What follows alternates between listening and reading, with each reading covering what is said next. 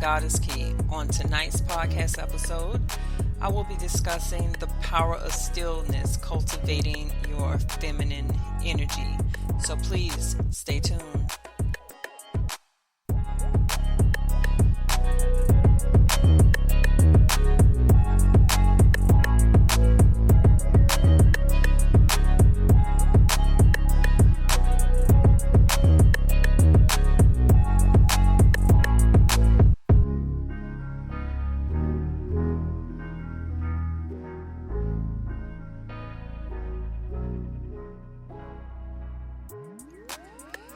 Peace and blessings. Good evening. This is Lasagna with the Goddess Key. And on tonight's podcast episode, I wanted to go over or to discuss the power of stillness in the feminine energy. But I think it's important that we first take a look at the masculine energy or the male energy to kind of understand a little bit about what masculine energy is, because in today's society,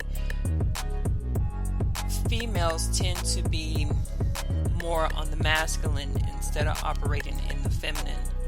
So masculine energy or male energy is of the day. It's the sun, it's the light, it's activity, it's about movement. And this particular energy, it seeks to expand, it seeks to build and to grow. And masculine energy is also giving. And I see so many of us, we're somewhat too much on the masculine, especially when it deals with giving. And this is something that's almost been reversed or turned upside down, where the female is giving more and the male is receiving. And it should be the opposite. So when we're dealing with feminine energy, of course, it's the yin. And it's of the night, it's of the moon, it's of darkness. It's the inner potential, the pre-manifestation, the inner vision, or as we discussed last week, the intuition. And it's receptive, and that's mean it's being still to receive. So oftentimes we live in this, as I said before, in this masculine society, and we think we need to fight for everything. We need to fix everything with our own hands, and everything is by our own actions. But as a feminine energy, we really need to take a step back, stay still, and receive and allow things to come to us, and allow something bigger than us as a part of our lives. So with stillness is a very powerful precursor to creation, a very powerful beginning, a prelude to life. So let's take it like you have a seed.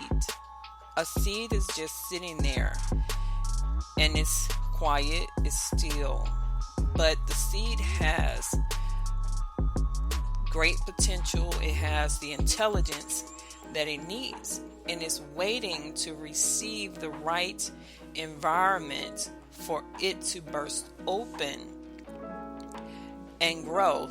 But once it bursts open, that is what we would see as the masculine energy that is ready to move about into the world. So feminine energy doesn't need to do anything. It just simply is. No action is required. It's nothing to be done. It's nothing to be said. It is about finding your inner peace, your inner calmness, your intuition, to be in a space where things are allowed to enter into your life. And this is what we want to start doing, because, for example, with myself, I've always been a person that's on the go, wants to be somewhat on the go. And I guess somehow meditation and being still found me, because when I was living in New York, this was back 2007, 2008, and New York is a very noisy place. It's always movement, it's always on the go. So if you want to look at masculinity in a action type way, let's take example New York, the city is always on the go. It's always busy. It's always expanding. It's always activity. But take a place like Hawaii, where it's quiet. It's stillness. It's not like a whole lot of things that's going on. You in this peaceful place where you can allow things to enter into you to cultivate a better being of your feminine energy. So again, when I was living in New York, I stumbled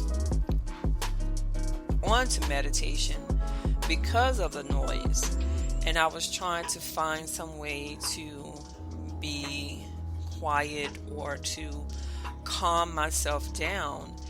And this is where meditation is good, to learn how to quiet yourself and be still. But at the same time, even though I was learning that, there was still a great part of me, as far as in a relationship, that had to be about action, that wanted things to be done. Let's do it this way. And a lot of communication. If you're being still, you're being quiet. So this is something that I had to learn, that it's best to, again, take a step back, be quiet, and go into the inner self. And it's taken me quite some time, because I'm a Gemini. I love to communicate.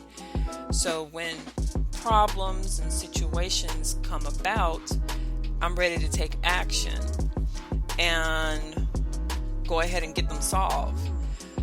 And sometimes that's not the best thing for us to do as a woman, as a female, as someone who is mainly feminine energy. Yes, we do have masculine energy, but we should operate more in the feminine. So when we allow this to cultivate, it brings about a much more richer and self-empowering life. And I'm also studying the moon energy, which operates again on the female energy, on the feminine energy. So if we can also learn to harvest the energy of the moon, just like, we harvest or use the power of the sun. Power of the sun helps create those environments for those seeds to be able to grow and expand within this world. But we still need that quiet time for the right environment for that seed to grow.